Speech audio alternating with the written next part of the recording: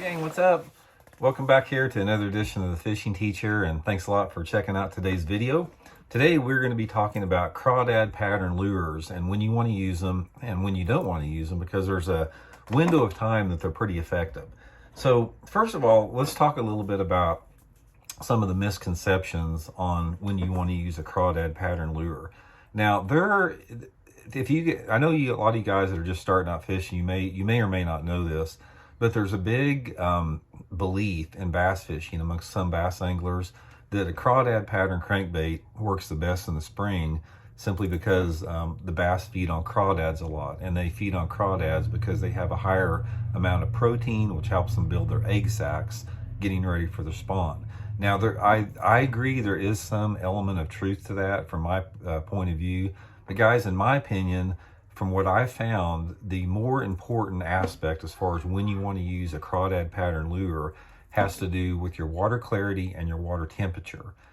To me, a crawdad pattern lure is a really good lure to use if the water's cold. Now, when I'm talking about cold, I'm talking about the water temperature being 5 to 10 degrees, no more than 5 to 10 degrees higher than its coldest point. So say, for example, if you live in my part of the country, here in Missouri, we get water temperatures down in the low 40s.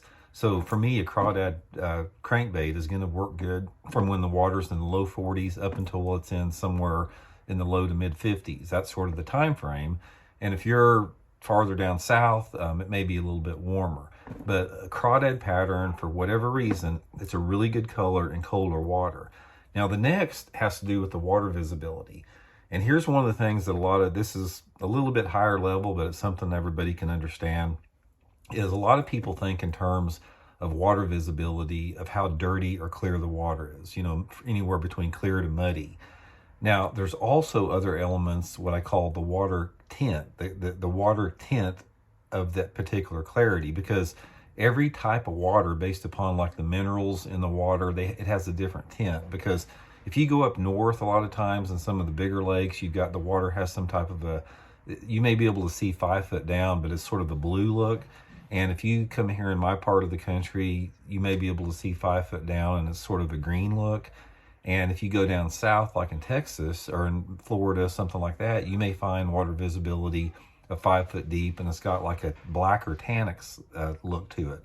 But what happens in the cold weather months, the tint in the water changes. It's hard to explain. I think it's a lot to do with there's not as much particulate in the water. And for whatever reason, a crawdad pattern works really good in the tint of the cold water. Another thing about it, you'll find crawdad patterns work a little bit better as far as regular water clarity if the water's a little bit clearer. I like to use a crawdad pattern anytime that water visibility is like between, say, 2 foot to 6 foot visibility. It works really good. And another time a crawdad pattern works good is on cloudy days. You will get a lot more bites on a crawdad pattern lure if you fish it where it's cloudy or maybe heavy, partly cloudy, or on a windy day.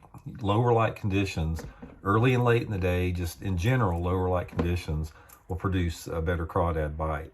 So anyway, guys, that's just a few tips that I found about it.